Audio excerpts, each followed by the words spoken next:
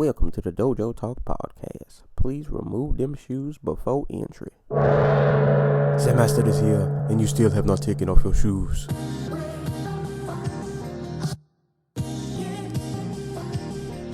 Yeah.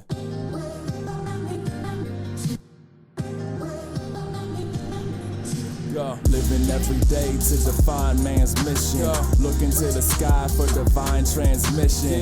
Deaf man's vision makes the blind man listen. Eyes on the prize, this is blind ambition. Thank you. Blind ambition. Blind ambition. Alright, so I guess we'll just get it started. Welcome to the Dojo Talk Podcast. I'm your host, Serial Sensei. And I have my co-host. I'll let you introduce yourself to the people. This is the Theanticool. And we are on episode 4. Yeah. All right, we're going to say 4. Yeah, I checked. We're on episode 4. We're going to try to run through a lot today. Hopefully we can get to everybody. We got UFC to cover, Invicta FC to cover, and little smidgen of Bellator to cover. Hopefully we can get to around the end. So I guess we'll just jump right into it. So this UFC card, I was dreading watching this card. And actually the way my day played out, it made it even worse because I know you don't watch a lot of football, but playoff football came on that day. So before this card started, I got a chance to watch my Cowboys lose by a field goal. So I was already in bad spirits, and I was like, man, I got to go home, and now I got to watch BJ Penn possibly get annihilated. And I have to work the next morning, so I'm going to lose about 5 hours of sleep. But, you know, the things I do for the love of the sport. So I stayed up, lost sleep. I did watch this Penn and Rodriguez fight. And what can I say? I want to try to be optimistic. I want to draw some positives. I'll say when the fight first started, the least I could say was I was happy that BJ did not come out in that. When I saw he was in a regular fighting stance, I was like, okay, maybe this won't be as bad as I think it will. And Okay, so I don't know if this is true, but apparently all that footage from BJ training at Jackson's was from when he was training for the Ricardo Lamas fight in the Philippines. Oh man. Because I know he worked with Michael Bisping's coach. Who was like taught him how to stay above his feet, keep his feet under him and go with a little bit more power. I want to say Jason Cordero. He got back with him. Or God. But yeah, he didn't go do the thing where he was standing on his tippy toes. Yeah, no bunny hopping. No bunny hopping. But unfortunately, that's where the good things end. Yeah, and I mean, it's bad when you know a fight is. I mean, in MMA in general, no fights are really certainties. But this was one of those fights where there was a 99.99% chance. You knew what the outcome was going to be, but even watching it, it still felt like I shouldn't be watching this. Like, this just... I just like to point out that BJ Penn was once the welterweight champion. And right. He looked absolutely tiny. He did. He looked really, like...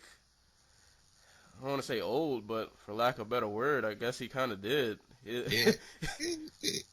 He's old. Yeah.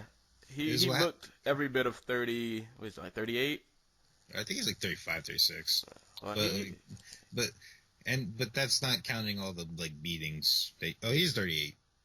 Yeah, he looked every bit of 38, and it just looked like because Yair, for anybody who didn't catch the fight, pretty much Yair just brutalized him with kicks, just non-stop barrage of just nasty kick after nasty kick. Every now and again, BJ would throw something. I think he might have connected a few times, nothing really too significant. Yeah.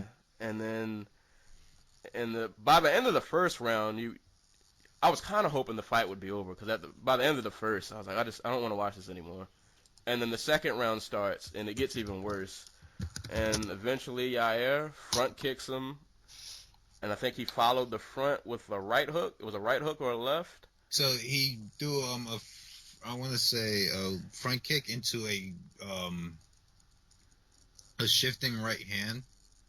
So as he was throwing the right kick, as his foot was coming down, he threw the right hand, and it sent BJ. Yeah. It just sent him out. Yeah, just floored him. And then he followed with ground and pound, which I didn't really need to see, but, you know, you got to keep fighting until the ref tells you to stop, which he did, and that was that, to be honest. There's not much to talk about that fight. We could talk about how, well, not the fight, but we could talk about how amazing an athlete Yair Rodriguez is. Yeah, this guy, and it's kind of hard to judge because he was fighting BJ. Like, my one knock on Yair has been, as athletic and as flashy as he is, I don't think his hands are that great. No, they're not. Yeah, they're a bit sloppy. They do look like they're getting better, but then I'm like, he's fighting BJ, so I don't. Are they really?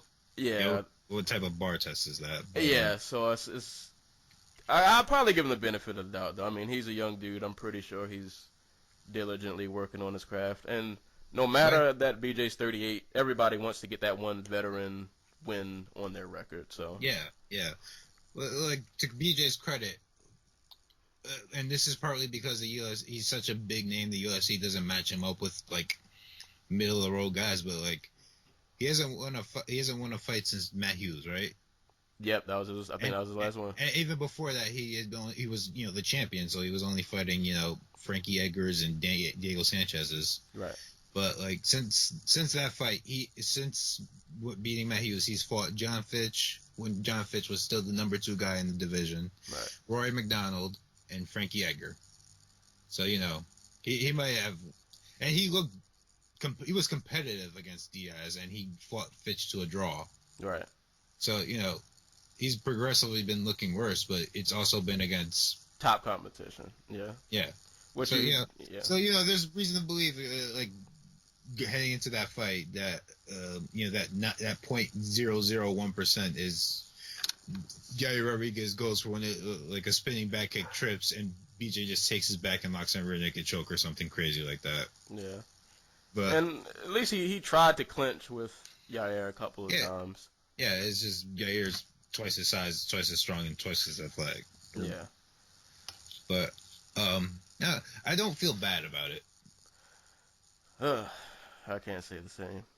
Like, what separates this from people like Big Nog and like Roy Jones, I guess, is that the narrative that like us as fans, the media, and BJ himself has pushed is that he was never a hard worker. He didn't train all that hard, right. And so I don't feel bad now that he's losing. And you know what I mean, like. Yeah, because you figure if you don't put in the work, I'm not going to say you deserve it, but you kind of get what's coming to you. How much did you really want it? And how much did you really just want to be, you know, the man? Right. And I think, too... Like, I'll never question whether Big Nog put in the work, because this is a guy who was basically crippled. He was a guy who had to get, like, 2-hour massages just to train jiu-jitsu for camp. Daily. So that's not. It was never really a question. That's why I feel bad for him and not BJ. No, I didn't watch I didn't watch any post-fight anything. Did he say anything that like he's officially done, or? I did not. I'll be honest with you. I fell asleep after the second round of Held Lozon, so I had to catch up. Oh, okay. And I didn't see it. I didn't see anything from that, so I saw on Twitter that I guess like fighters had reached out to him about retiring, but I haven't heard anything from him yet. But I would hope that's the next step. I would hope that in the BJ Penn spirit, he would scream, he would grab the mic and scream, "You want to know whether I'm retiring or not? Go to bjpenn.com." So. Actually, I think after the fight, I think he just walked out because they didn't even interview him. Yeah, he went straight to the crowd. He gave a few handshakes and then he was out. Yeah, well, good. Not everybody needs to hop on the mic. Yeah. And every time he does, So where does Yair go from here? I mean, this win, I feel like it doesn't catapult you anywhere.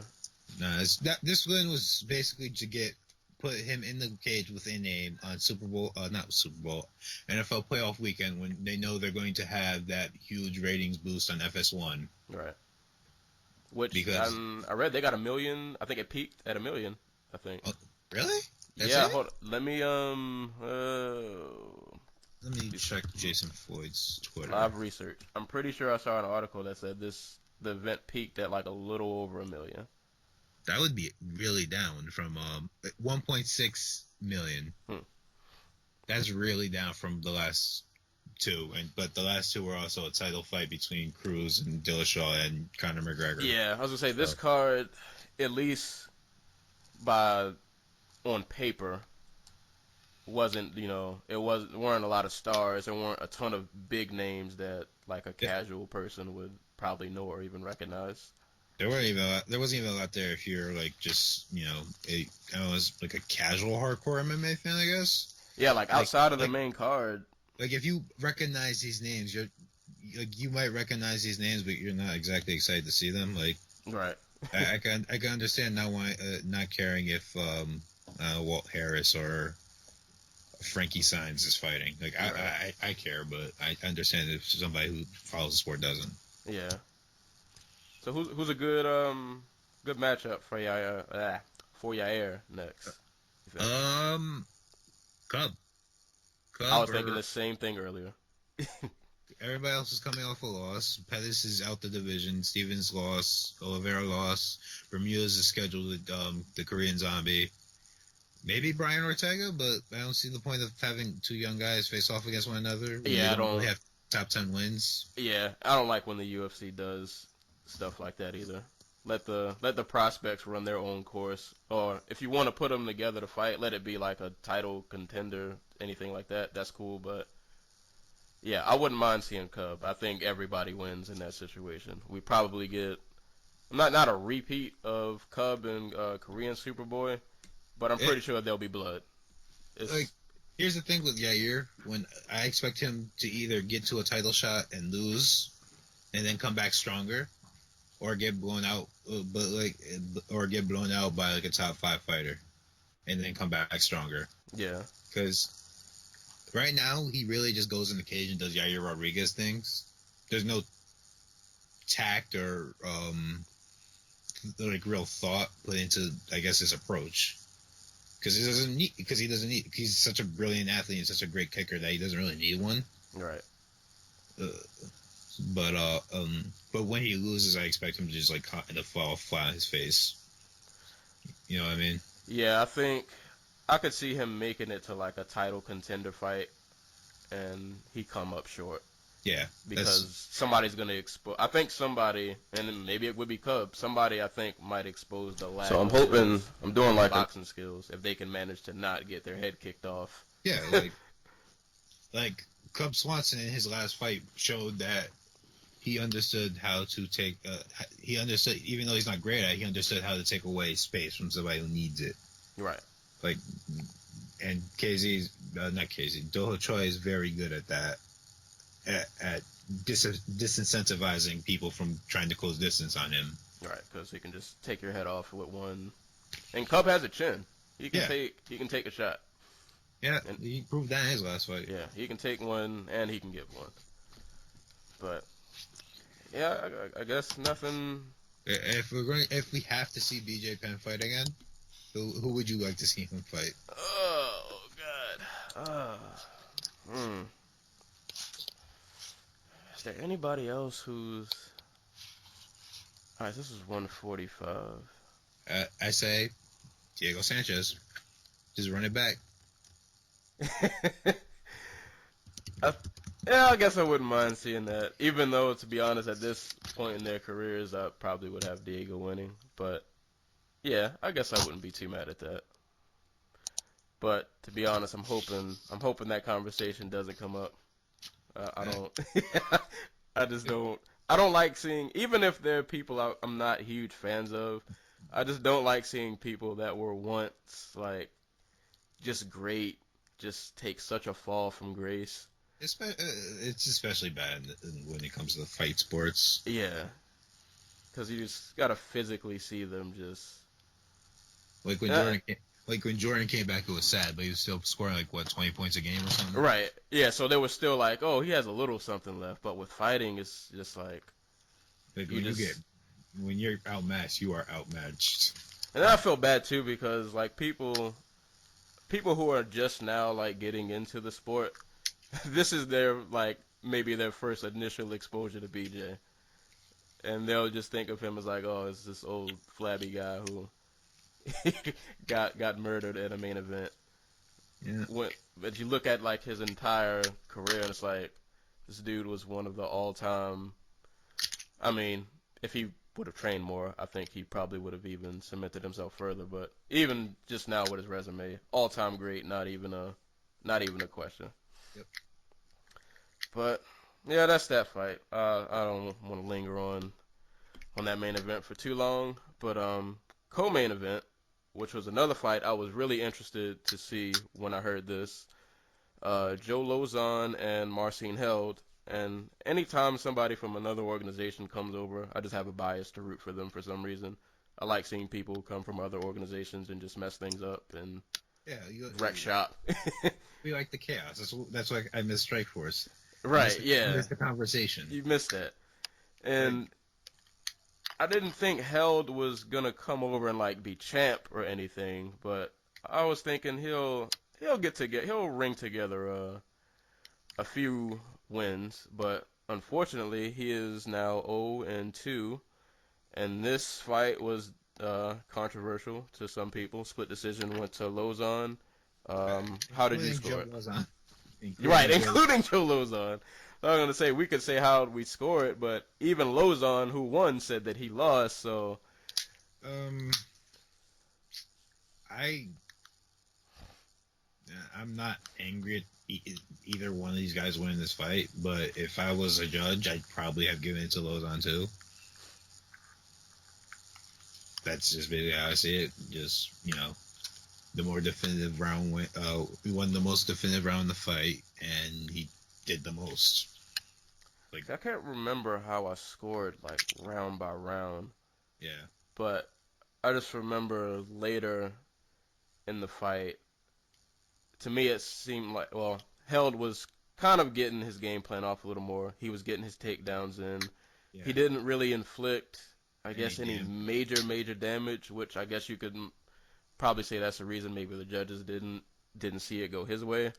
I thought he did enough to win. I was actually surprised that... this is actually an interesting point. I know the rules have changed. ACB, new rules, new definition of a ground opponent, etc. Yeah. Did they score? Did they change judging criteria to be about who inflicts the more? I think they did. I think this was they changed judging criteria to be who does the more, who commits the more meaningful offense. Because I remember there being controversy about them saying what counts as meaningful offense or damage or whatever. And I believe that was a conversation they had. Yeah, I would have to look that up, but if that is the case, then yeah, I could see why under that new rule set that you would have given it to Lauzon. Though, like, I was surprised seeing how well, I don't say well, but I guess at least say competent at best that Held was on his feet.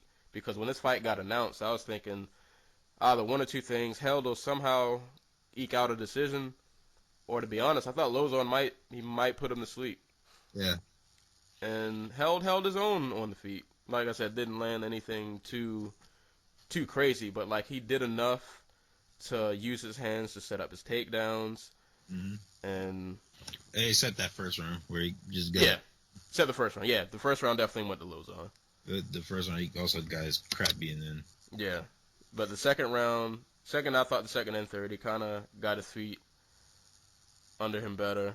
But I'm pretty sure they'll bring Held back. I'm pretty sure. I hope they do. I think Marcin Held just shows us how important it is to be able to hurt people at 155. Like,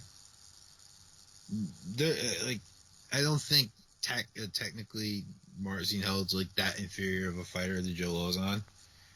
Like Lauzon's whole thing has just been he's just a really dangerous guy. Right. He can finish a fight anywhere, and even though he's not defensively sound anywhere, he's not like his arsenal runs deep, but he doesn't exactly have the best way of setting that up. He's still a guy who could light you up. He's still a guy who could sub you, and that's and he can do it, basically anywhere. And Held has a little bit of that in him, in that he's a leg lock specialist, but there's a reason, like, unless your name is, Paul Harris, that leg lock specialists don't really work at the highest levels. Yeah, and Lauzon isn't a slouch on the ground either. In fact, right. I kind of felt like Lauzon, in some ways, is like a 2.0 version of Held. Like, I felt like he's slightly better. Well, I guess the ground game is kind of, they kind of even out.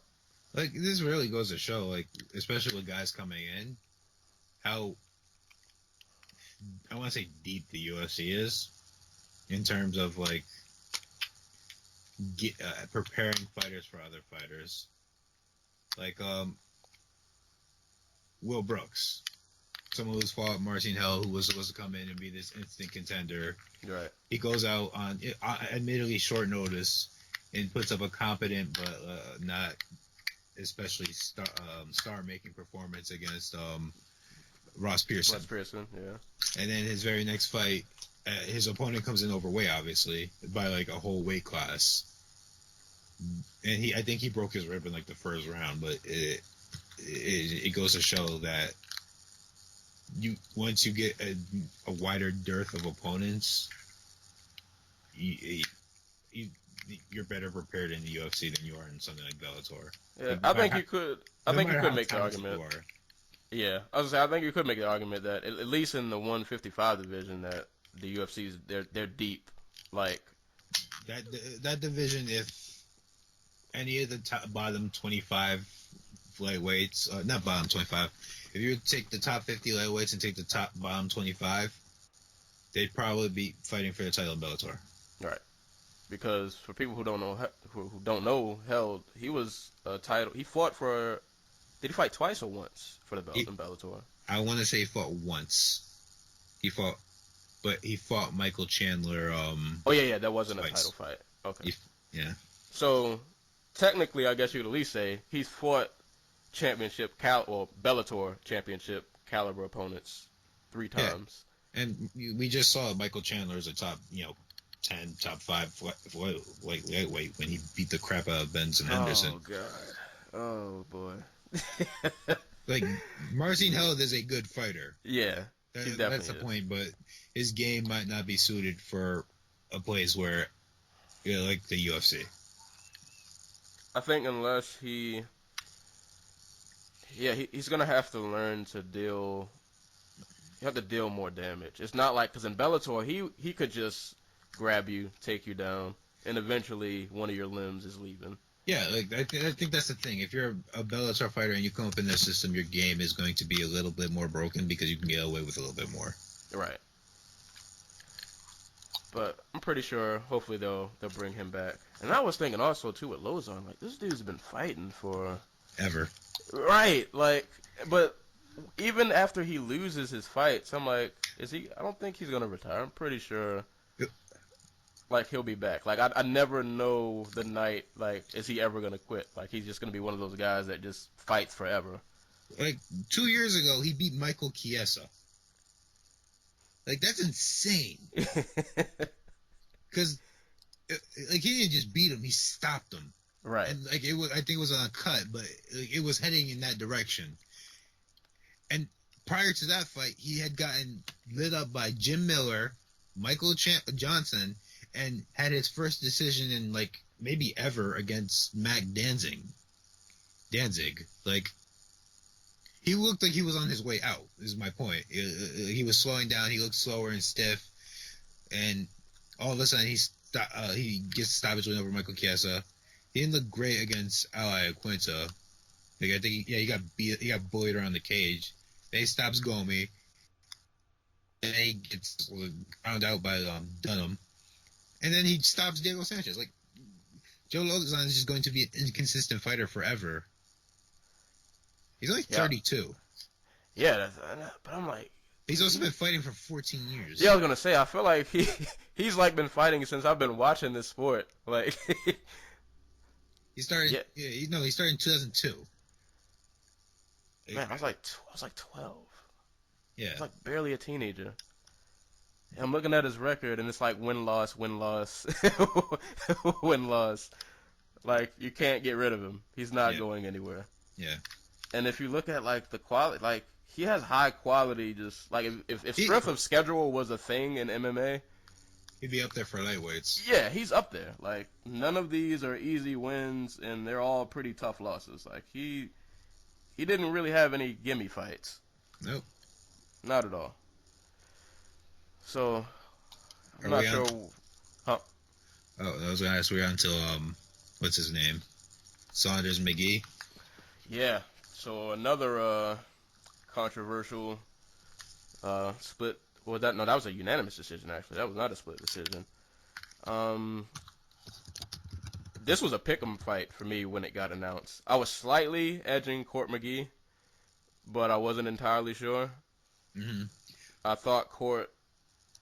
I ain't gonna say would be able to knock him out, but Court has just a relentless pace. Like, the dude's a machine when he fights. It's just I fully expected, because Saunders is the type to go out there and put like a consistent attack on people. Yeah, I kind of expected Court would just go out there and like shadow box his way to a win, like he did against Whitaker. Yeah, but admittedly, I did not pay close attention to this fight. it was a hard one to call, to be honest, because I feel like the eye test tells you Court won. He landed good shots. He definitely pieced them up a few times, but Saunders had his moments, and he landed a lot of body kicks. Mm-hmm. Like, he landed some really hard, and consistently, like, every round he was landing body kicks. But it was one of those fights where you feel like one guy's pushing the action more. So I guess, like, subconsciously you like, oh, he probably won because like, if you ever watch, listeners, if you watch a Court fight, it's just moving forward. It's constant moving forward. And that didn't change in this fight, but it didn't, I guess for the judges, it didn't give him a win. Yeah. I think he just needed... This is one of those fights where you need, like, that one big hit or that one big moment that can, like, swing the fight your way. And if you don't get that one big moment and you leave it up to the judges, you might end up on the short end of the stick. Mm-hmm. Ben Saunders' UFC career has been weird since he came back from Bellator. Like, he got cut after losing to Patrick Cote, but I feel like he got cut before that. Yeah, this is like his third stint, I think. I feel like most people don't get that many. And didn't he come into the UFC off of a loss? He got knocked out by Douglas Lima. By Lima, yeah. Like twice. And then, and they both were bad. Both were bad. But I feel like in his third stint, he's... This is what we're going to get out of him every time out. Like, so... He's made the best of it. Yeah. If Saunders has a consistent job for the next 3 years, just fighting mid-level talent at welterweight, I'm fine with that. Yeah, there was an... give me Ben Saunders versus Tim Means. Give me Ben Saunders versus Santiago Ponzinibbio. Like, I'm fine with those fights. I think him and Means would be a good... That's a good scrap. I probably would edge Means out, though. But I'd take Means. Yeah, I think I take Means. Means is one of those guys who, like, the first couple of times I saw him fight, I was like, this dude could be, like, not like the next big thing, but I thought he would be higher like just more noticeable than he is now. Especially since moving to welterweight. Yeah, like I feel like his level of talent compared to like where he's ranked and like where his career has gone. Like I thought he'd just be up there a little more.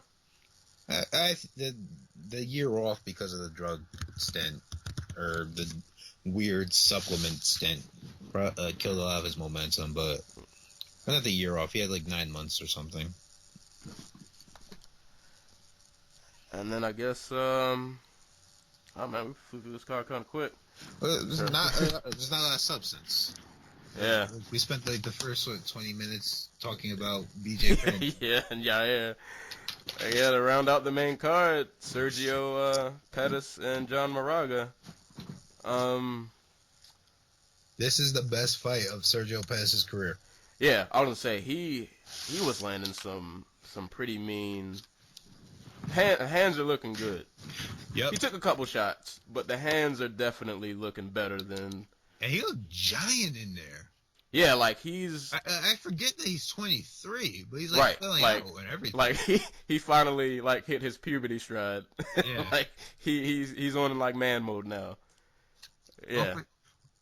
Hopefully that means his chin is better. He's getting a little sturdier. Hopefully. It didn't look like I don't think he got cracked this time. Like he got touched, but he didn't get cracked. Yeah, he ate a few good licks, but he recovered good, and anytime he got cracked, he threw back and landed something harder. Yeah. The thing with Sergio is I think he's technically a better fighter than like Anthony. Yeah.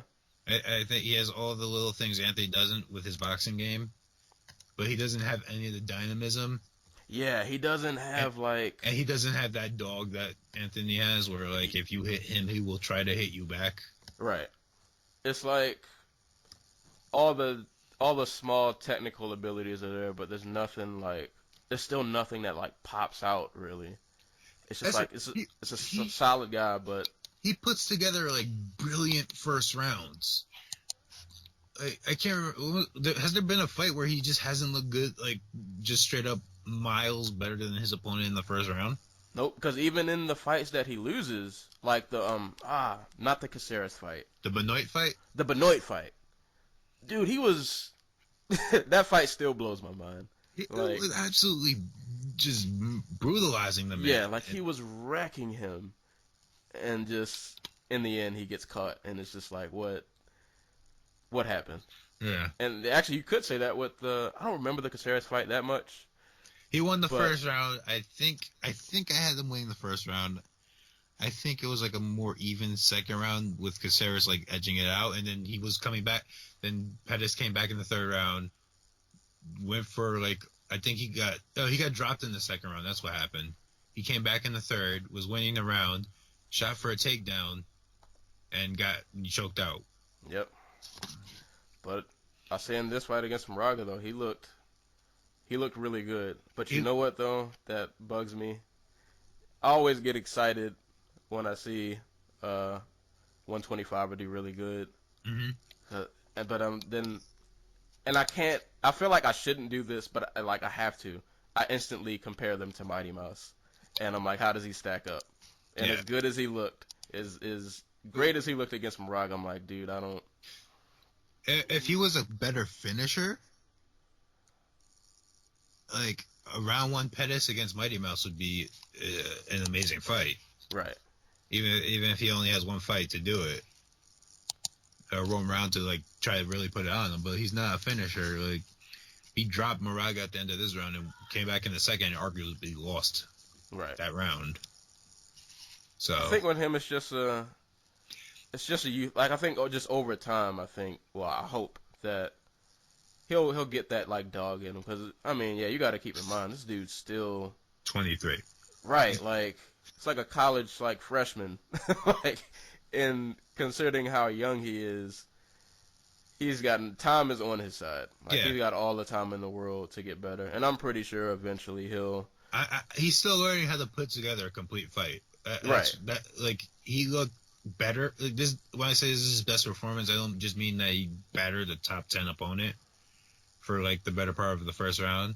Like he closed out the fight pretty damn strong. Like he didn't Maraga's an opportunist, and he didn't give him any of the opportunities that he could use to capitalize and like get a submission.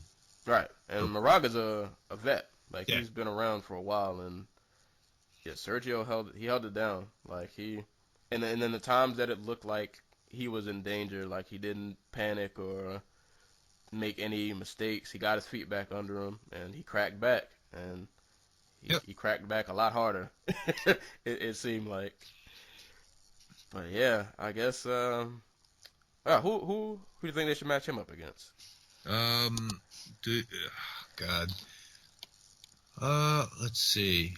Ray Borg, not Ray Borg, not Brandon Moreno. Zach Makovsky? Is he coming off a loss or a win, or what's the deal with him? Man, I feel like I haven't seen him fight in. This is Dustin Ortiz. He fought at 206. He lost to Dustin Ortiz. I wouldn't mind him a Makovsky fight. I think style-wise that could be a tough fight because Makovsky's a grinder. Yeah. He's got the wrestling going for him. So either Makovsky or Ortiz. I think either one of those would be decent fights. Like the bottom half of flyweight right now is just basically guys who have momentum but don't have the wins. Right. Like I think who did Ray Ward just beat? Oh man, wasn't the dude from Hawaii?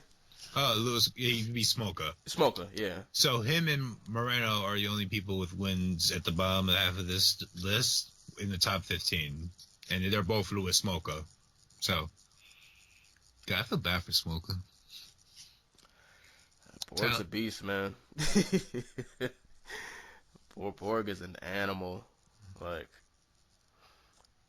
But I mean, though, with Smoker, when you're in that division, if you can get together about 2-3 wins, you're right back up there. Yeah. So, and he's a young dude too.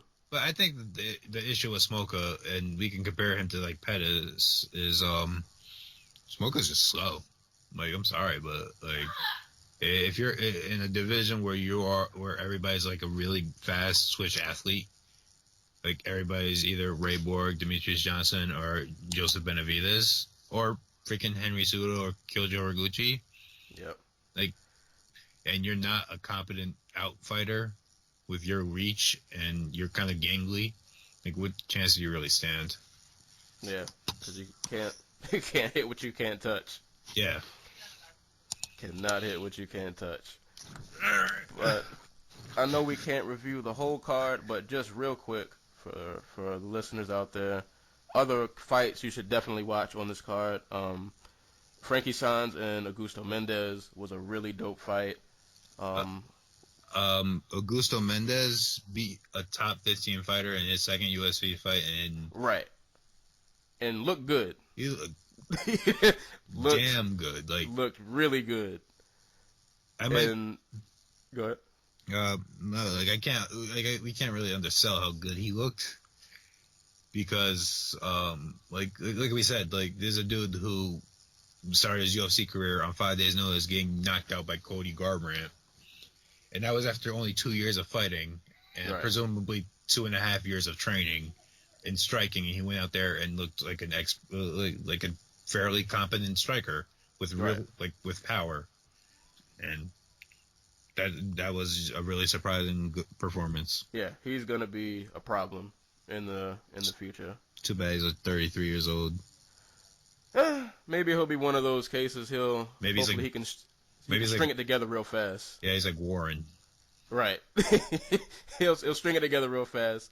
He'll figure it out. But with that power he has, he can give anybody problems. The Walt Harris KO.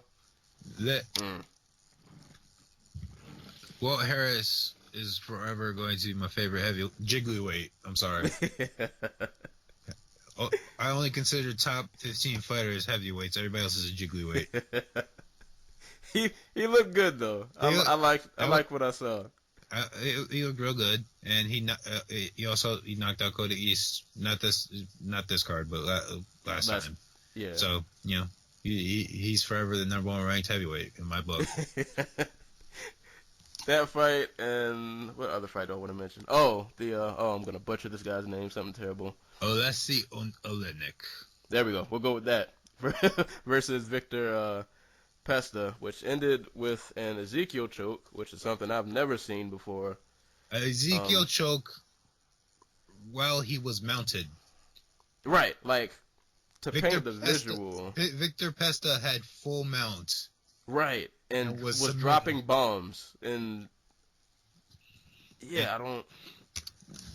like, that encapsulates what heavyweight MMA is. Just to paint the picture, for people who didn't see the fight, it's almost like, you know, when the fighter's on the bottom and he's trying to grab just to hold the other guy down to, like, get a stand-up. Just imagine that he did that, but somehow it resulted in a submission. Like, the setup was actually really great. Like, it was a really good setup. He grabbed her on the head with his right hand, snuck the left hand, and snuck the God, I would have to look at it again, but snuck his other arm through and managed to put so much pressure on his head he got the tap. Yeah. And you could tell he was squeezing, like, yeah, he was squeezing for dear life, but it worked. At the same time, that's equally an indictment on Victor Pesta's skill set, because that isn't Victor Pesta's entire skill set is takedowns and top control. So, you know, take from that what you will. I mean, hey, whatever works. Yeah, that's a good highlight reel to have, and it's crazy. Side note that Chael Sonnen beat him. I'm interested now to look up that fight that was apparently in Bodog. I have to see how that fight went. I hope that's on the interweb somewhere that I can look up. But yeah, that about rounds it out for the fight night card. Really good prelims. Good main card for the most part. Definitely a card worth checking out if you haven't watched it. And now I want to switch gears to Invicta, which I forgot this card was even happening until I think Invicta showed a flyer on my Facebook timeline. And anytime I see Megan Anderson's name, I get excited. So I actually... You and apparently a bunch of other people, because she won, what? I think, how many times she fight last year? Like twice or three times? And she was voted Invicta FC's most popular fighter by the fans. She fought 3 times. She was voted the most popular fighter by she had 70% of the vote or something. She's a beast, man.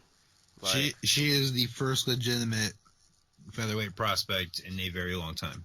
Right, in a very long time. And the fight against Tweet, I won't lie, the first round had me a bit nervous. I thought her first round was a little bit sloppy. She did get tagged a few times. Mm-hmm. It kind of looked like, I don't know, like the first round was just kind of a slugfest. But she ended up on the wrong end of the stick a few times. Yeah. In that first round, it was like, all right, It was still a round she won comfortably, but she got tagged and she... Right.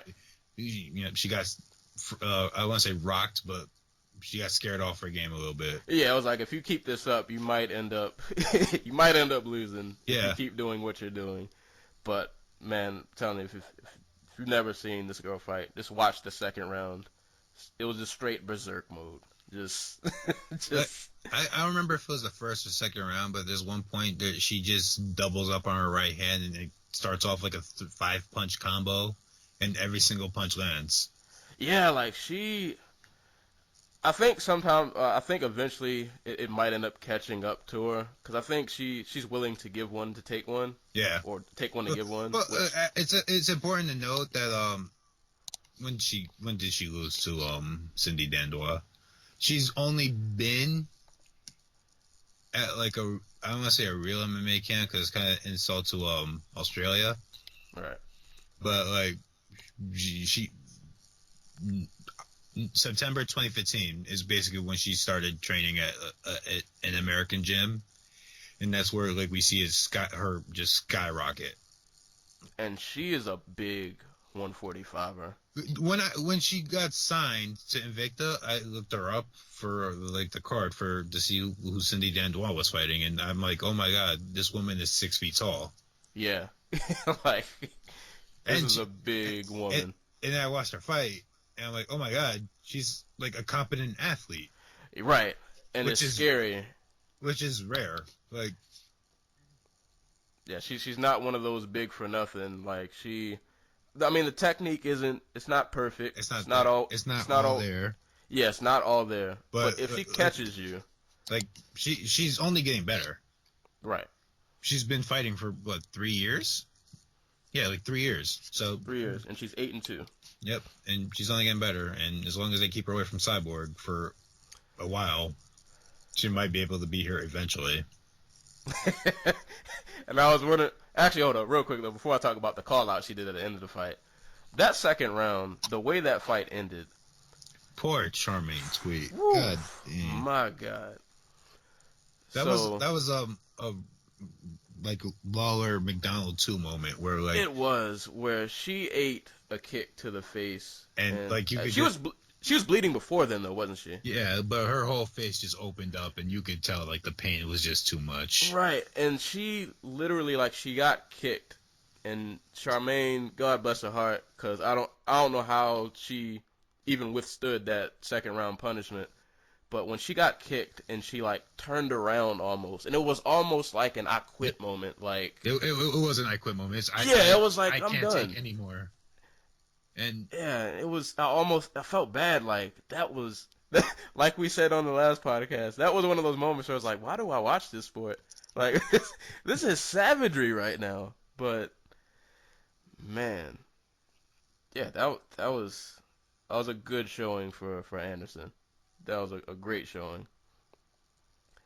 And then after the fight, she proceeds to call out Holly Holm and Jermaine.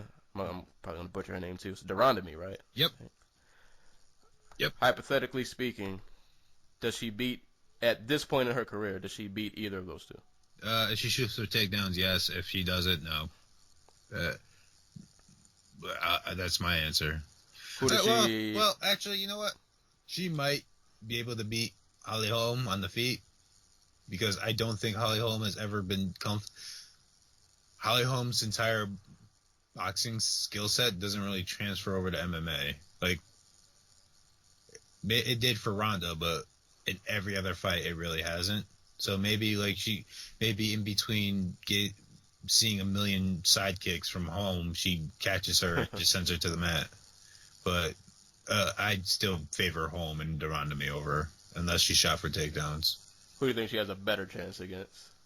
I'll say Durandamy because, I'll say Durandamy because Durandamy has been in the UFC opponent in the UFC with a UFC win, and I feel like that we haven't seen if Durandamy can stop the takedown. Like, we know Holm to an extent can. Like, when she gets taken down, she can't really get back up, but we know she can to an extent. I think with Durandamy, like, I like her, but I feel like there's some fights where she looks on, and then there are other fights where it's just like... She got... Like, there's a woman who went 3 rounds with, God, what's the dominatrix's name? Hiroko Yamanaka or something like that. Hiroko Yamanaka. Like, there's a woman who went 3 competitive rounds with Hiroko Yamanaka, and Yamanaka is the same woman who ran face first into Cyborg's power. Like, she scraped by a split decision with Julie Kedzie. Like Ketsy's not a bad fighter, but if you're a striker, that's a fight you should win comfortably. You know what I mean? Right. Like, and she's especially with someone of her pedigree. Yes, and the only fights she has looked comfortable in are against Anna Elmos and Larissa Pachenko, and Pachenko is someone who, besides Irene Aldana, had never fought anyone, and Anna Elmos had 3 fights and is a 115 pounder. All right. So, I'll give, I'd give Anderson more of a edge against Deuteronomy. But that still, I don't think Deuteronomy's out of the home fight. Like, that's a fight I could see her winning. She's a big one. She's a big 45er too. Before the UFC started 135, she was like a top. Yeah, she beat Yamanaka. She was the number two and number 3 featherweight. So, you know, it's not totally unfounded that she's fighting for a title. Right. And I mean, I guess for 145 right now, outside of Invicta, the pickings are slim on. Well, it's funny you should mention that because for the unified rankings for MMArising.com, Roger Sargent, I think his name is, 4 of the top 10 featherweights on the planet are in Bellator. Wow. Who? Even though I might not recognize any of the names, who they got? Let me just pull these up real quick. But I know Marloes Conan, Julia Budd, who they're fighting for the title in March. So officially the Bellator featherweight title is the more legitimate title. Just saying. Arlene Blencow from Italy, and Gabrielle Holloway, who, if you've seen her fight, is like 5'4". She's not.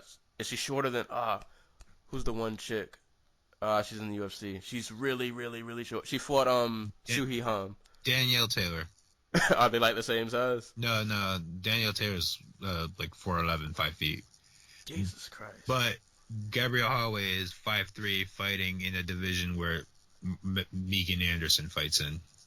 You know what I mean? Oh man, yeah, that's that's scary. That's scary.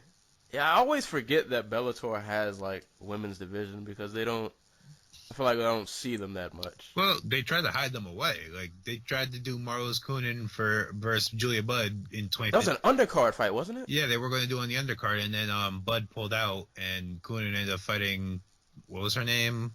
Alexis Dufresne. She got upset, didn't she? Yeah, because also Dufresne came in like 6 pounds overweight. Oh, yeah. Also, she had a face tattoo, so. Yeah, that's kind of weird because you would think with like the rise of women's MMA and how popular it's getting that like why would you put, especially Conan, like that's like disrespectful. Their reasoning was crap. Like it was we want people to tune in for our prelims. I'm like, you can't just put one fight at the end of the prelims and expect people to sit through, 2.5 hours of crap.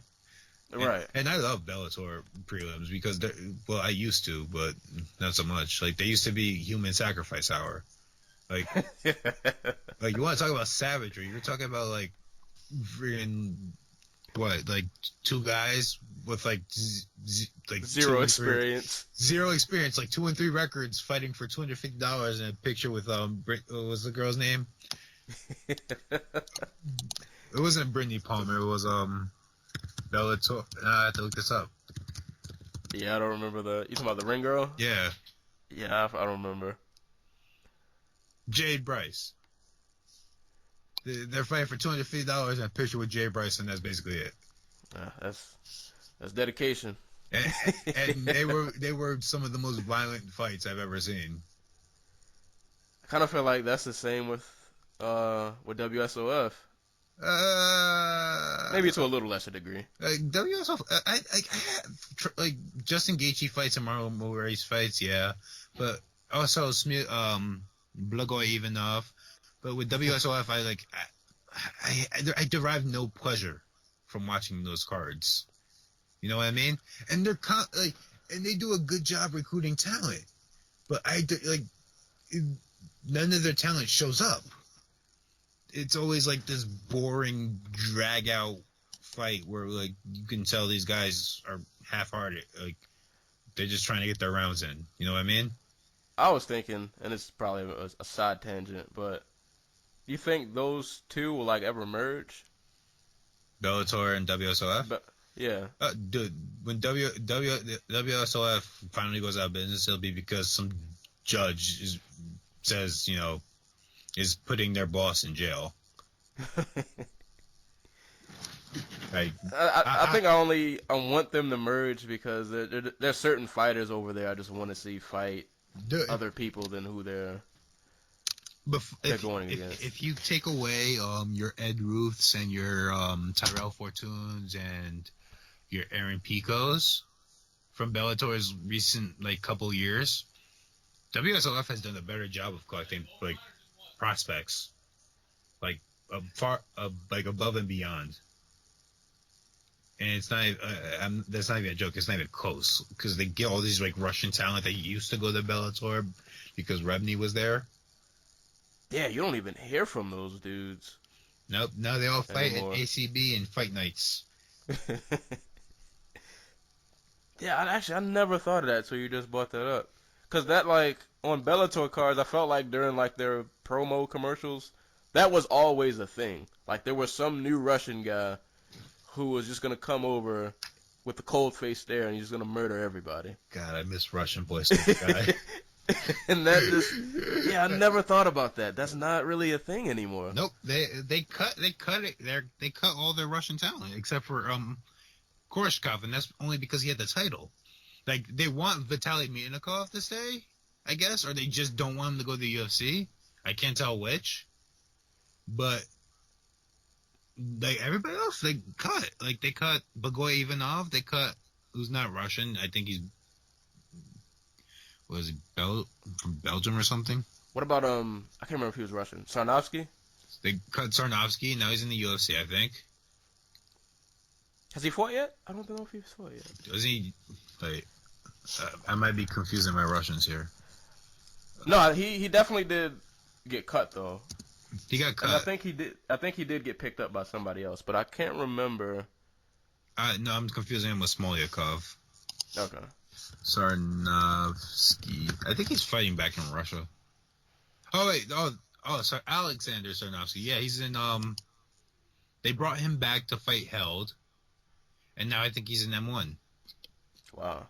No, he's in ACB. He's in ACB. Man.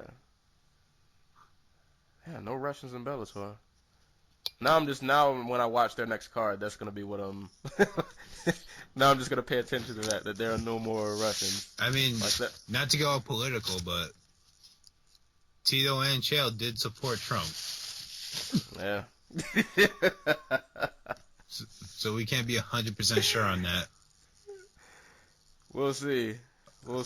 And actually, I guess that's a good a good segue. So I was actually looking at this card because it's actually a good card. Yeah, but to be honest, until you had brought it up to me earlier, I try to forget that this fight is happening. All right, but can we start with an open letter to Scott Coker? All right, let's go. All right, Scott, I'm not gonna tell you to do your job. I'm gonna tell you how to promote. But I realized that Meryl Streep going up there at the Golden Globes and insulting your business, it didn't sit right with you. But if you're going to invite somebody who does not see this sport as culture, perhaps this wasn't the card. This definitely, everybody in the headlining fights is some type of deplorable. Let's go with that.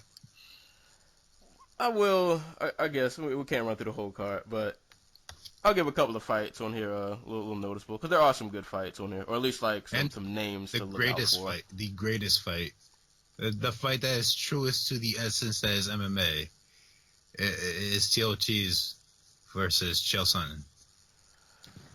Oh man, I've actually avoided most of the promo for this fight. I'm pretty sure it was. It's been horribly cringy, and I've loved every second of it.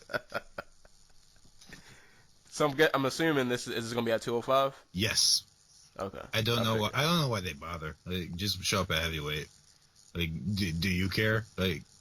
Right. I feel like anybody who's watching doesn't. What do you think the numbers are going to be? I think it will peak over 1 million, but the average will be about 8, 7.5, 8. Sounds about right. I get. This is actually really fun card, top to bottom. Like there are, Paul Daly, Brennan Ward. Oh yeah, that. Hisaki Kato and Rayleigh Gracie. That's gonna be funny.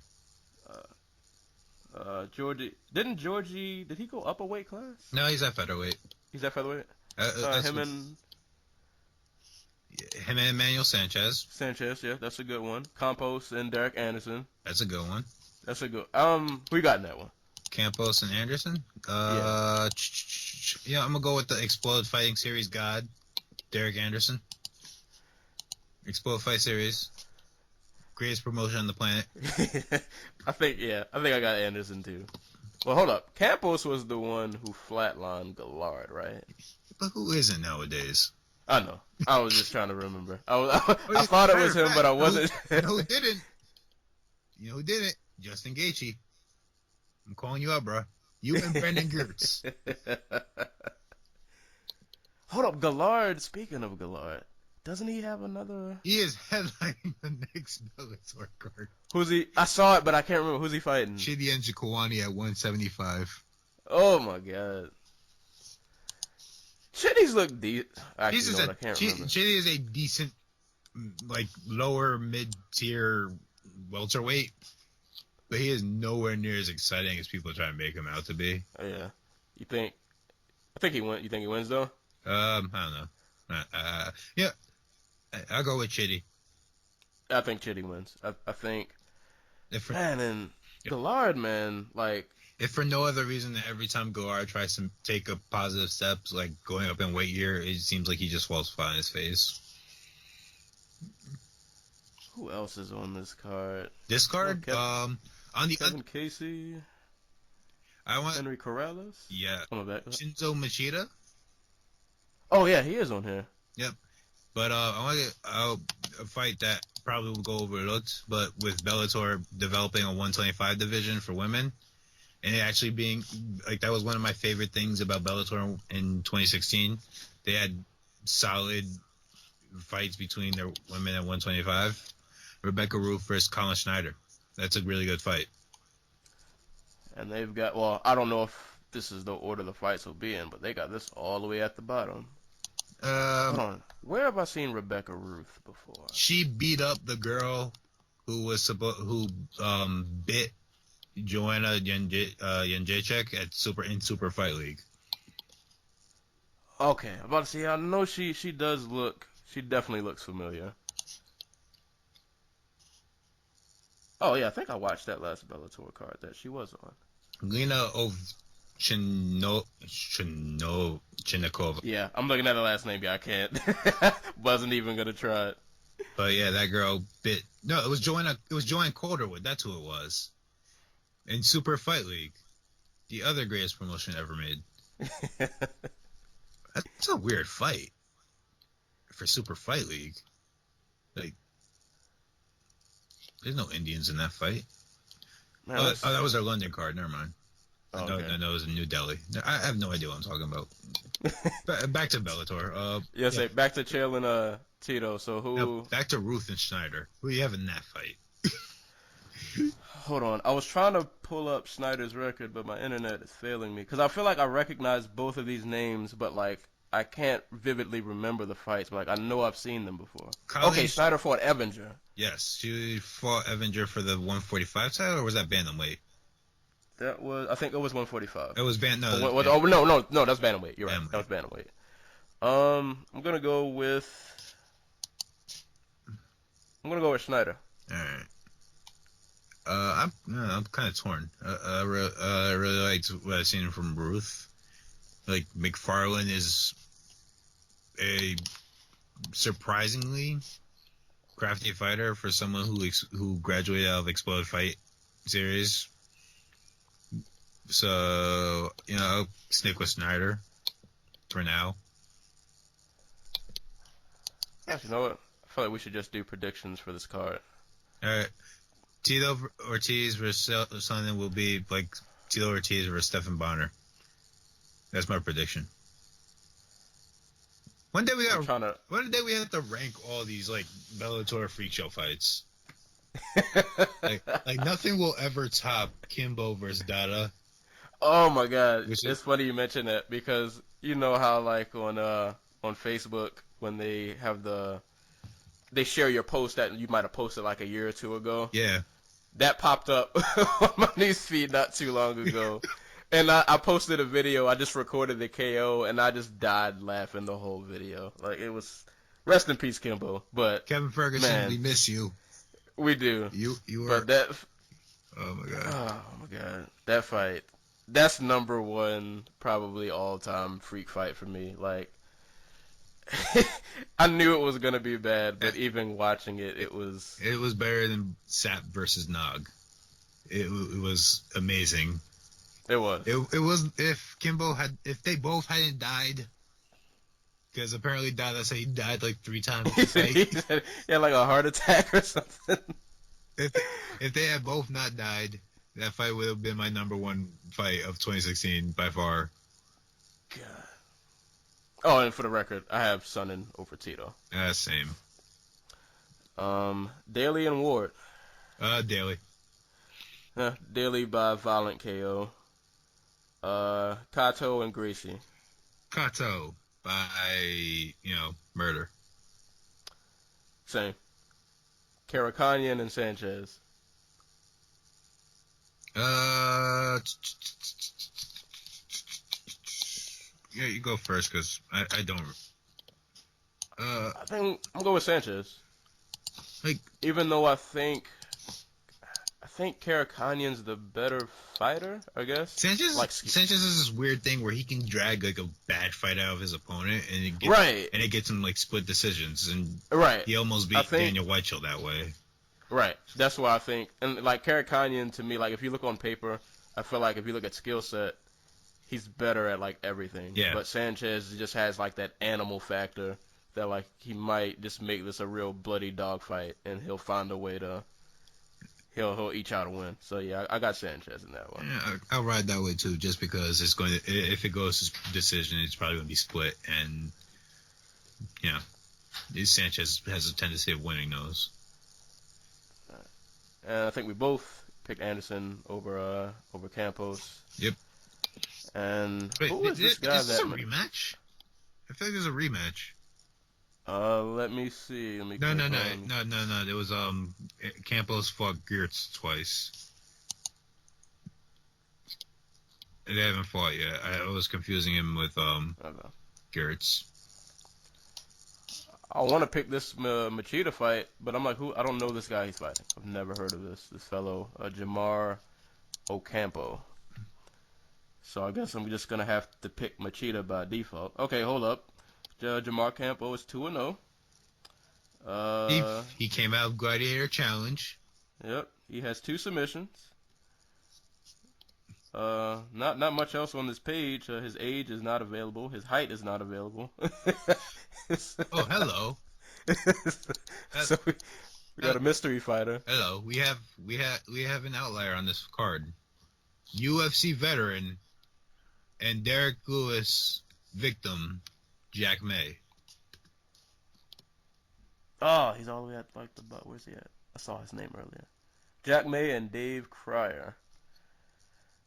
That is some type of last name matchup. I'll go with Jack May via he won his last fight, and I don't know who Dave Cryer is. No disrespect to Dave Cryer. I'll go with Jack May because Dave Cryer has, in his Sure Dog picture, has tattoos where his eyebrow should be. Kevin Casey's on this card. He got kicked out the UFC. Wait, yeah. He did? Yeah, he's not. But he's Muhammad Ali's son-in-law. Apparently that's not enough to keep you in the good graces of Dana and company. Like they spent the whole night advertising that he was Muhammad Ali's son-in-law, and then he loses. And I thought... Wait, no, did he win that fight? I don't even remember. There was another guy, too, who I thought was going to not be great, but he didn't stick around as long as I thought he would. His career did not pan out. Hey, middleweight's weird, man. Like Kevin Casey got bounced from the UFC, went to RFA, stopped 3 dudes. Like, RFA is supposed to be one of the top prospect like farms in the U.S. And he goes out there and stops 3 dudes, comes back, and I think he won his first fight, but it was like juiced. And that, he has a no contest with Bubba Bush that was overturned by the Nevada State Athletic Commission. Then he beat Alcantara. Then he had a no contest because of an eye poke. Man, his career is weird. Then he lost in the tall. Then he had a draw with Elvis Mutapcic. Yeah, that guy. And then he got TKO'd by Sam Alvey, which, happens. When you fight Sam Alvey, that just kind of happens. It happens to the best of us. Unfortunately. And to Kevin Casey. Yeah. Wow, Sam Alvey is fighting Nate Marquardt next. Yep. Someone getting slept, or it's going to be boring. Marquardt is still fighting. Like, how is... Marquardt just KO'd his last 2 opponents. It's just so bizarre to watch. Like, he was a guy who I thought a few years ago, like, this guy's done. Dude, like, a few like a year before that, I thought he was going to fight GSP because he was a Strikeforce champion. And he knocked out Tyrone Woodley. And that was a beating. God. They got knocked down like 3 times, stood up, and knocked him out. Oh, I forgot he did beat Tamden McRoy. That fight hurt my heart. Go Barn Cat, wherever you are in life. I like watching it. Well, he's going to be begging Coker for a job soon, sadly. We'll see. And I guess, are there any Glory fights coming up? Yes. Soon? Glory. I know we're over an hour, but yeah, I want to cover everybody. Glory 37, Los Angeles, January 20th, this Friday. It is actually a very, very good card. Now, see, I've been slipping on watching Glory. I feel like I've been out of the loop for a little bit. Well, I missed their entire last card because they wanted like $35 for it. Yeah, I missed that too. That was the one with Holskin, right? Holskin and Badir Hari versus Rico Verhoeven. And I went back and watched I think I watched the Verhoeven fight, but I didn't go back and watch the Holskin fight. But that was like a split decision, I think, right? Yeah. I didn't even see that fight, but from everything I heard, Cedric Dombe, I don't know French, so Dombe, he should have won the cards pretty cleanly.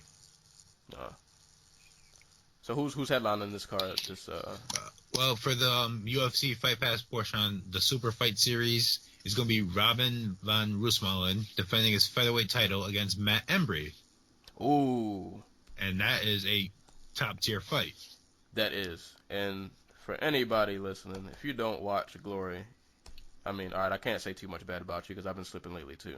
But get your life together. Like, especially that fight. Even though I was just introduced to Embry today.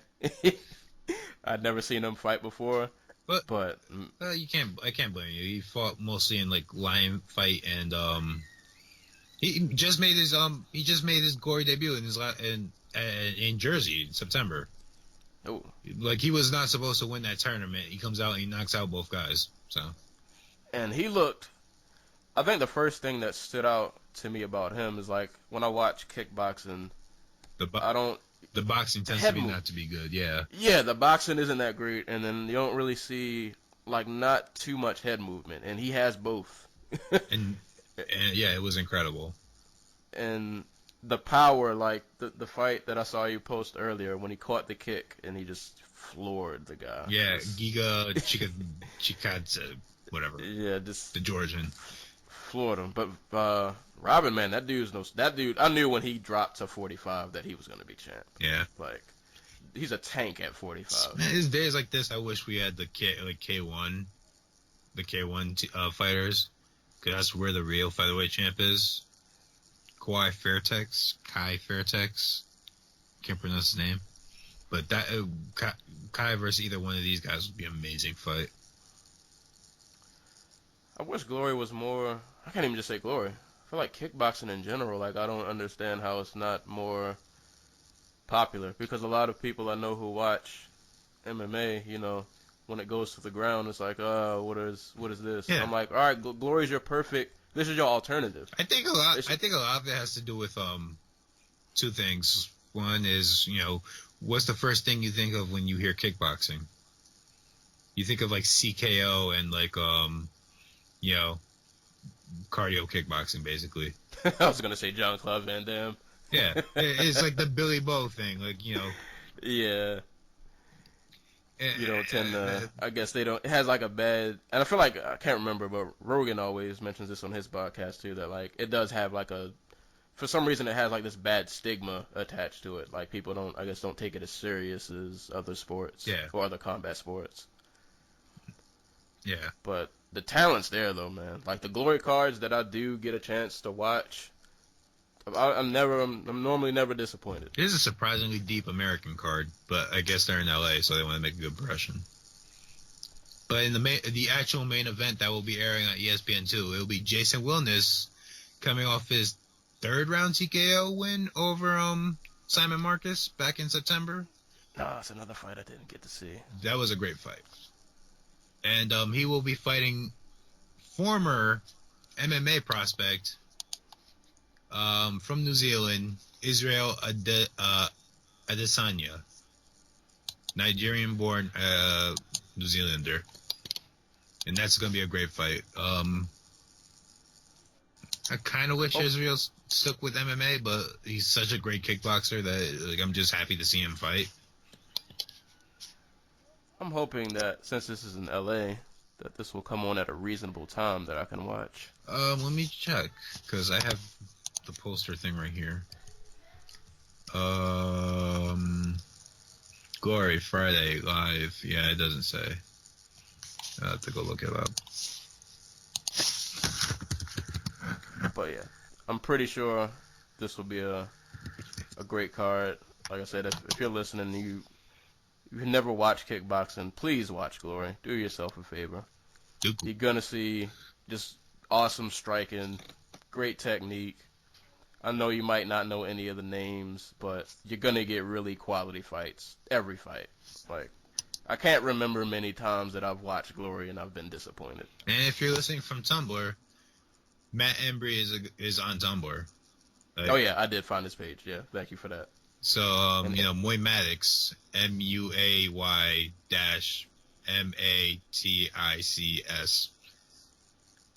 So that dude's a beast. Oh. Before we get off the Glory card, just one last bit mention. Former, let me just make sure. Yeah, former Bellator women's 115-pound champion Zoya Frosto will be fighting former UFC bantamweight Daniela Graf for a spot in the oh god, is that for the tournament or is that just for a fight? Because wow, I've not heard Frosto's name in quite some time. Her sister fights in, I think her sister still fights for Invicta, but she has mostly been doing the kickboxing thing. Like she lost to Jocelyn Jones-Lybarger, and then now she's doing kickboxing. But they will be fighting on the UFC portion of this card, so cool. And if you're interested in seeing Zola Frasso or Daniela Graf fight, tune in. Man, we're at an hour. Oh wait. 25. Oh crap! No, I confused. Daniela Graf was someone different from who I thought she was. Oh. I got her confused for the girl who Sarah McMahon beat way back in her UFC debut. So that's this Friday too. Yeah. That's okay. Cool. It's on the go. Yeah, I have to check that out because I haven't seen Frosto in a while. I'm glad she's still actually like active and hey. I just lose track of some people. Like I feel like there's so much to keep up with. Some people I just don't. There's one UFC veteran on this card. Oh, who we got? Guto Inocente. I'm trying to remember who that even is. He got beat up by Derek Lewis and Anthony Perosh. Oh, he lost to Perosh. Yep. Oh man. But he's a fairly competent heavyweight kickboxer though. Had a spinning hook kick KO against Demario Dennis in his Glory debut, and he's 3-0, and he's putting together a solid streak. So he'll be on the lookout for that. He might end up like well, might not go that far. I remember when Jacoby went into Glory. Dude, I didn't think he was gonna end up doing what that dude proved me wrong time and time again. Proved everybody wrong. Yeah, like he went in and almost immediately just shot to the top. So you never know. He might, but I don't know if that guy's a heavyweight, right? So that means he would have to go through Verhoeven. Yeah. That's. I used to try to hate on Verhoeven. I'll be honest, but after like his last, I'll probably say 2 to 3 performances, I can't anymore. I mean, I know the Badr Hari fight was kind of bizarre, but like the other fights before that, yeah, dude, that dude, man, he is legit. He is a talent. That dude is a freak. In a division that is kind of talentless, he is the only talent, and he is so far above like 98% of that division. It's not even funny. Right. Head and shoulders. Knees and toes. Right. All right, we're coming up on an hour 30, but real quick before we go, I wanted to do one thing real quick. So, the other sports podcast I listened to was Dead End Sports. They also do album reviews, Dead End Hip Hop. They always end their shows with this one gotta go thing. So, you name 4 people or 4 things that are semi-related, one gotta go. So I wanted to do one MMA one real quick that I thought of. All right, so one gotta go. George St. Pierre, Anderson Silva, Fedor Emelianenko, Dan Henderson. Hendo. Hendo? Hendo. Why does Hendo have to leave? I think Hendo has the strongest schedule out of all those guys, but I don't think he has the resume in the win column. I'm mad I came up with this idea, but I never picked who I would get out. When I came up with it, when I think of these, I always like, all right, who can I not get rid of? For me, for bias reasons, I can't get rid of GSP. Yeah. And I can't get rid of Anderson. So it was between Fedor and Henderson. So I'm like, well, all right, they fought. Hendo won. But if I look at their whole careers, it was hard for me because Fedor, I guess you could say, definitely has, I guess, more accomplishments. Yeah. But then I factor in his fall, if you'll say. Yeah. And that started to weigh on me a little bit. And I almost was like, because Henderson's been around for a while, and while he hasn't hit like the peaks that Fedor has, I also feel like he's never really like fallen off. Yeah, like yeah. he loses, but he can still knock you out. Yeah. Like there's never a fight where he's in a fight and I'm like, oh man, he's about to get killed. Like he always has a chance that he might take your head off. I think a large part of that is just that he fought at 205 and 185, and while he's undersized for both divisions, he's not comically undersized. You know what I mean? Like, right. And as long, but yeah, in terms of, I really want to like keep Hendo in there because of his resume of just who has he fought. Like that's the whole reason I was okay with him getting a title shot, is because if there's gonna be a send off, like let the man try to win the one title he never could. Right. Yeah, I think I got to take Hendo off, probably, but it was close. It was definitely close. I'm gonna try to think of a one got to go every show. I'm gonna try. I wanted to do a heavyweight one, but I couldn't think of 4 heavyweights who were like as equally like accomplished as each other. So it was really hard for me to come up with one. I feel like names were escaping me. I want to say Cain Velasquez, but Cain Velasquez. I think you can still put Cain in there. If it was Cain, Big Nog, Fedor, and JDS, I guess I'd still have to take out Cain. Like I couldn't he beat JDS twice, but I think JDS still has the better resume. You know what I mean? Right. Just because Cain spent a good 3 years fighting the same 2 guys. All right, one more before we leave. Hypothetical. Prime Fedor, prime Cain. Who wins? Oh, Cain. Cain. I think he murders him. You think? Oh God, yeah. being the all-time great at heavyweight is difficult, especially as we move further and further along, where like the lighter weights are just eating up all the talent in the sport.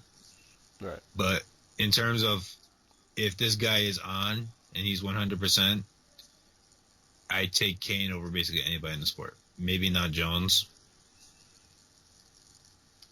but That's weird you say that, because when Jones was thinking of moving to heavyweight, I was actually thinking, I love Jones, but I think Kane, I don't know. I think Kane, that Kane that I saw versus Travis Brown, I'm not rooting against that guy. dude, I'm not picking anybody against I'm not picking anybody on earth against that guy. when it comes to just overall game, athletic potential, and just ability, like Kane is the most violent fighter in MMA history. Like when he wants to be, he's the most violent fighter in this sport, like the sport's ever seen. It is scary how violent he can be when he gets on top. Yeah. I think if that dude took me down, I would just tap. Yeah, basically. Just don't even try it. But yeah, I guess that'll be the show. About an hour and 30 in. What's the next card coming up? Next like big card coming up. For UFC or for just in general? In general. UFC. Well, there is the UFC on Fox, and I'm not sure how much you follow boxing. But the UFC on Fox 23 is January 28th, and so is the rematch between Carl Frampton and Leo Santa Cruz. I need to watch that. I've heard so many good things about that fight. I never went back to watch it. It was the fight of the year. It was the second best fight of 2016 for boxing. All right, I'll have to check that out. Also, okay, and then we got Shevchenko. Oh, I've said her name all wrong. Shevchenko. And Pena. Oh, man, this is actually a pretty decent... Actually, since we're talking about the next big cards, I'm going to give a shout-out to Cecilia Breakhouse, however you say her, Dutch, or she's from Denmark. I can't remember. I have to keep my story straight. Cecilia Breakhouse, the first lady of boxing, greatest female boxer of all time. She defends her title. She's the only unified women's champion of every major organization. She's fighting Clara Svensson, a Swedish boxer, in Norway, I want to say, on the same day as those cards, January 28th. So, is she fighting on any like major networks or? No. You're gonna if you want to watch, you're gonna have to find the stream. Okay. All right. We'll try to plug everybody. I want everybody to get their just due. All right, ACB 52 then. This Saturday at noon Eastern time. It's on YouTube. There's literally no reason for you not to watch, unless you work. And then the Alaska card, is that on right now? It's on right now. All right. All right. I know this won't be on tonight. I mean, it won't be uploaded to the interwebs tonight. If this is uploaded by January 19th, Combate Americas. Watch a bunch of Latin people fight in Mexico City. All right. This definitely will be uploaded by then. All right. So yeah, if it's when you guys hear this, just rush to the interwebs. I'm gonna try to watch this Alaska card tonight. I'm intrigued. Like I'm excited now. It's gonna be a disaster. It's Midwestern MMA in Alaska. If you can find a link, because the site that I normally go to, it looks like they don't have it. If you can find a link for me, please send it. Please send it. But yeah, we're about hour 35, so I guess this will be the end of the show. This was episode 4. Hopefully we will be back whenever the next card is. Talk about more people getting punched in the face and kicked in the head, all that great stuff. Getting choked out from mount. Getting choked unconscious and then coming back to choke someone else. That Invicta, what fight was that? See, now I'm about to go on another God, we forgot. I wanted to real quick. What were the names? I want people to watch. Amy that Montenegro fight. versus Celine Haga. It is one of the greatest fights in Invicta's short history. Yeah, and a great grappling and one of the craziest finishes. Just the ending of the craziest finishes like ever. Crazy first round finish and crazy last round finish. Last round finish, right? And if you don't know what we're talking about, just go watch it. Fight was out of control. But yeah, this is it for the Dojo Talk podcast. I am Serial Sensei, and yeah, I'll catch you guys next week after, whenever. People are getting punched in the face, I'll be there, and we'll talk about it. And that is it. Catch you guys later. Peace out.